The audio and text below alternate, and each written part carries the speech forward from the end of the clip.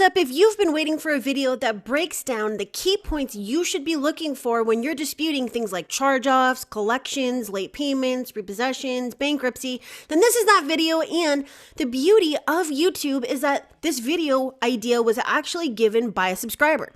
They said you should also create a checklist to identify all negative items in a credit report for newbies like me. And this means if you're looking at a charged off account, what are the key points that we should consider when reading the credit report? So that is what we're going over today. And I've given you all the training that you actually need, all the answers to the training so that you can learn how to do this yourself.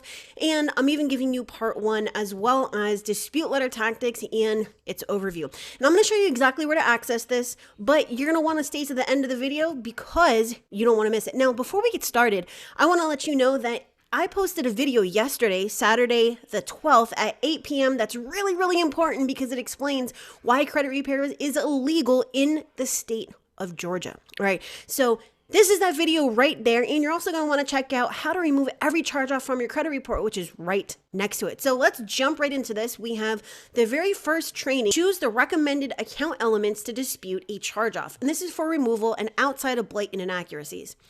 We have date last active, date last paid, first date of delinquency, notice of dispute, existence of it within 30 days from the date of first receipt of letter, activity after the close date, date last reported, late payment history, and high balance is lower than balance.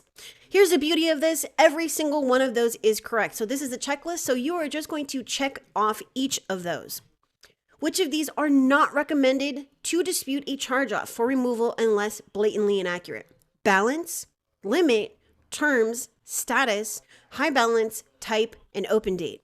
Again, every single one of those is correct. These are at the bottom of the hierarchy. You do not want to use these unless it is your last resort, all right?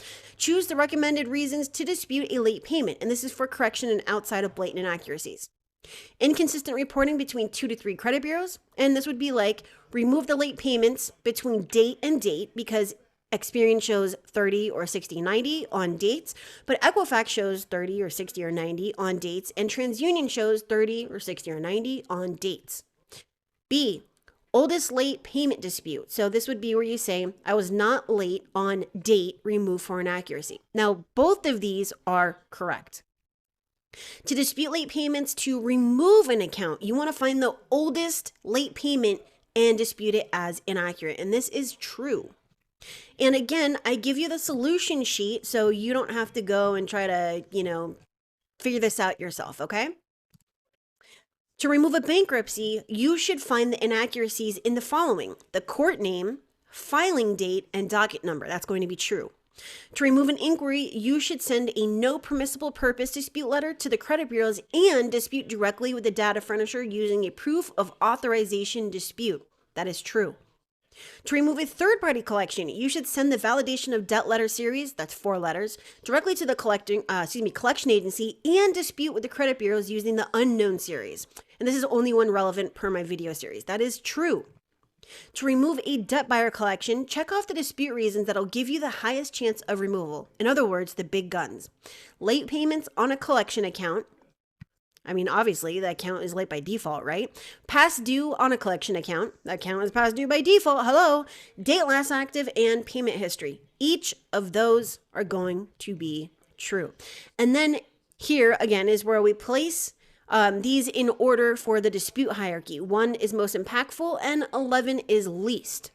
Okay, so first date of delinquency, high balance, lower than the balance, past due, date last reported, status update date, activity after the close date, after account was charged off, open date, balance, date last active, notice of dispute, limit, and date last paid. So you're going to see down here that number 1 is date last active, 2, date last paid, 3, notice of dispute, 4, first date of delinquency, 5, date last reported or status update date, 6, activity after the close date, after the account was charged off.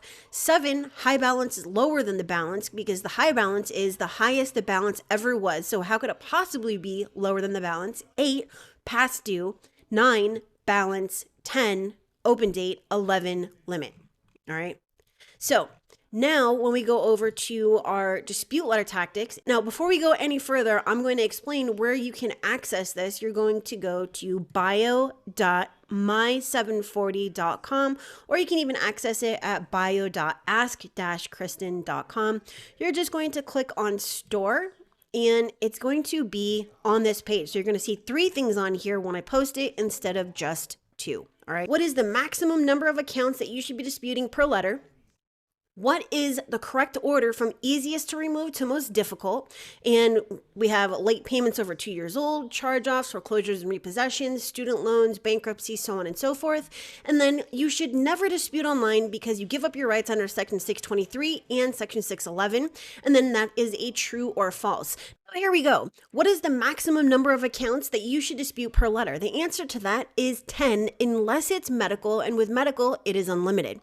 What is the correct order from easiest to remove to most difficult? So number 1 is going to be medical collections. Number 2, utility bills and other third-party collections.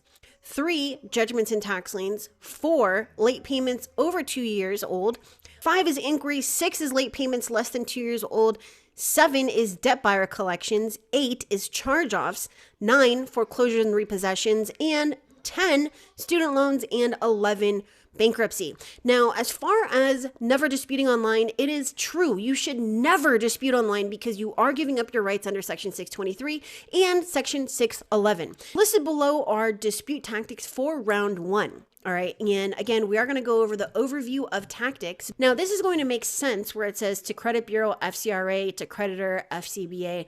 We're going to look at the definitions here. We have the overview of tactics. So you're going to review each item on a client's credit report or your own. And if you're using an advanced management system like Client Dispute Manager or even mine, the process is simplified because you will have a resource that's consistent and designed for this purpose, all right? So the theory of multiple tactics is simple. If each tactic is successful 20 to 30% of the time, you are consistently following up and being persistent, eventually each item will be removed. And quite often, it'll take multiple tactics, timed sequentially, to be successful.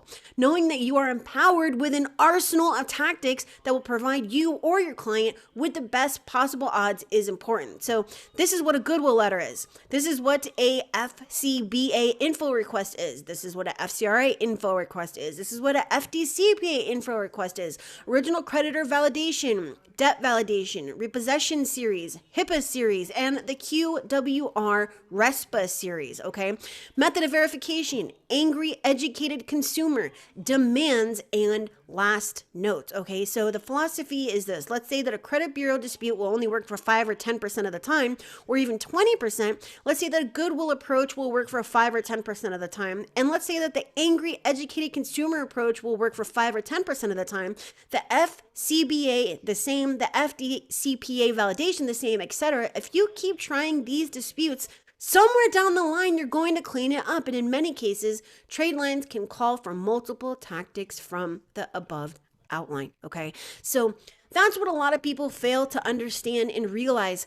If it were as simple as just one tactic or just one letter or just one anything, I wouldn't have 800 videos that break this down and explain this all to you, okay? So if you want an easy way to basically learn how to remove these by understanding what to look for, then you're going to want to check out this bulletproof dispute letter training. So I hope you have a wonderful day. Again, to access this, click on store at bio.ask-kristen.com. So that's it. I will see you tomorrow. Have a great one. Bye.